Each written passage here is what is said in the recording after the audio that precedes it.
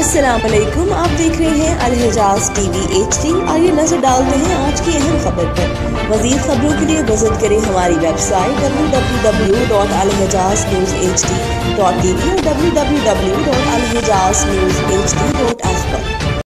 تھانہ صدر حافظ آباد پولیس کی شاندار کارکردگی، اغوا شدہ 13 سالہ بچی بحفاظت بازیاب۔